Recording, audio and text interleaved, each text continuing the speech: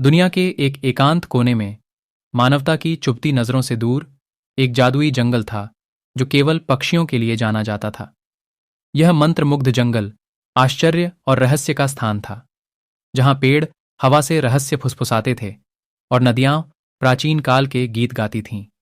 यह समय से अछूती जगह थी, जहां हर पत्ते और फूल में जादू बहता था। इस जंगल के मध्य में युगों का राजसी वृक्ष खड़ा था, एक विशाल वृक्ष जो स्वर्ग को छूने तक फैला हुआ था। इसकी शाखाएं सभी दिशाओं में फैली हुई थीं, जो हर रंग और आकार के अनगिनत पक्षियों को आश्रय और सुरक्षित आश्रय प्रदान करती थीं। युगों का वृक्ष सिर्फ एक वृक्ष नहीं था, यह एक जीवित, सांस लेती हुई इकाई थी, जिसने सदियों को बीतते देखा था और युगों का ज्ञान अपने पास रखा था। इस जादुई जंगल के निवासियों में दो पक्षी थे, माया और लियो। माया एक शानदार मोर थी, जिसके इंद्रधनुषी पंख सूरज की रोशनी में चमकते थे। वह अपनी बुद्धिमत्ता और अनुग्रह के लिए जानी जाती थी, और उसकी सुरीली आवाज उसे गाते हुए सुनने वालों की आंखों में आंसू ला देती थी। दूसरी ओर लियो एक शरारती टोकेन था, और उसे रोमांच का शौक था। उसकी रंगीन चोंच और चंचल स्वभाव ने उसे जंगल का जीवन बना दिया, और वह हमेशा नए रोमांच की तलाश में रहता था। एक उजली सुबह, जब सूरज ने आकाश को सुनहरे और गुलाबी रंग में रंग दिया, माया और लियो ने जंगल के रहस्यों की खोज के लिए यात्रा पर निकलने का फैसला किया। उन्होंने छिपे हुए खजानों, रहस्यमय प्राणियों और जादुई कलाकृतियों की कहानियां सुनी थीं, जो अकल्पनीय शक्तियां प्रदान कर सकती थीं।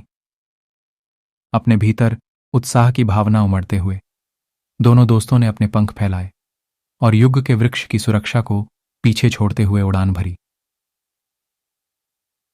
उनका पहला पड़ाव व्हिस्परिंग ग्रोव था, एक रहस्यमय स्थान जहां पेड़ नरम, बड़बड़ाती आवाजों के माध्यम से संवाद करते थे। माया और लियो ग्रोव के केंद्र में प्राचीन ओक के पास पहुंचे। इसकी कांटेदार शाखाएं सांपों की तरह घूम रही थीं। जैसे ही उन्होंने पेड़ को छुआ, उन्हें ऊर्जा का एक उछाल महसूस हुआ और हल्की हवा में पत्तियां सरसराने लगीं। सुनो, माया ने अपनी आंखें बंद करते हुए फुसफुसाया। पेड़ हमें कुछ बताने की कोशिश कर रहे हैं। लियो ने अपना सिर झुकाया और सुनने के लिए दबाव डाला। पेड़ों की फुसफुसाहट ने धीरे धीरे उनके दिमाग में शब्द बनाए।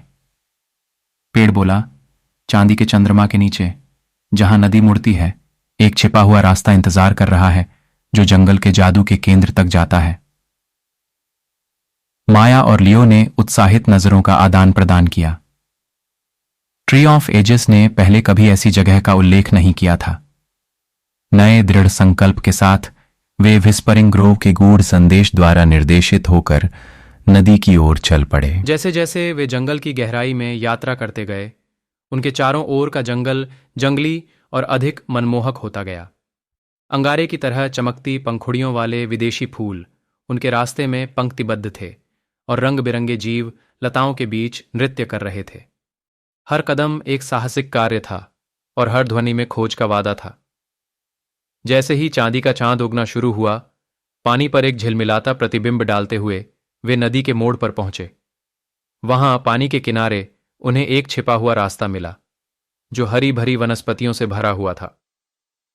इसने अनकहे चमत्कारों का वादा करते हुए उन्हें आगे बढ़ने का इशारा किया। रास्ता उन्हें एक छिपे हुए घास के मैदान की ओर ले गया, जहां ऊपर की चट्टानों से एक शानदार झरना गिर रहा था। झरने के तल पर एक झिलमिलाता तालाब है, जिसका पानी नरम अलौकिक रोशनी से जगमगा रहा है। माया और लियो ने अपने पंख तालाब में डुबोए, और उन्हें उनमें जादू की लहर दौड़ती हुई महसूस हुई। मैंने इस तालाब के किस्से सुने हैं, माया ने आश्चर्य से कहा। वे कहते हैं कि यह उन लोगों को उड़ान का उपहार देता है जो दिल के शुद्ध हैं। लियो की आंखें उत्साह से चमक उठीं। क्या हम इसे आजमाएं? सिर हिलाते हुए उन्होंने उड़ान भरी। उनके पंख उन्हें तब तक ऊपर और ऊपर ले जाते रहे, जब तक कि वे जंगल की छत्रछाया से ऊपर नहीं उड़ गए। स्वतंत्रता और उल्लास की भावना उनके द्वारा अब तक अनुभव की गई किसी भी चीज से भिन्न थी। उन्होंने उम्र के वृक्ष की परिक्रमा की, खुशी के गीत गाए जो जादुई जंगल में गूंज रहे थे। लेकिन उनकी नई क्षमताएं एक जिम्मेदारी के साथ आईं। माया और लियो समझ गए कि उन्हें अपने उपहार का उपयोग बुद्धिमानी से करना चाहिए, क्योंकि जंगल एक नाजुक पारिस्थितिकी तंत्र था जो इसके निवासियों के संतुलन पर निर्भर करता था।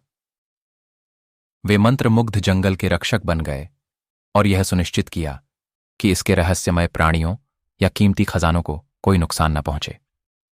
साल बीत गए और माया और लियो ने जादुई जंगल का पता लगाना जारी रखा, इसके रहस्य को उजागर किया और इसके चमत्कारों का पोषण किया।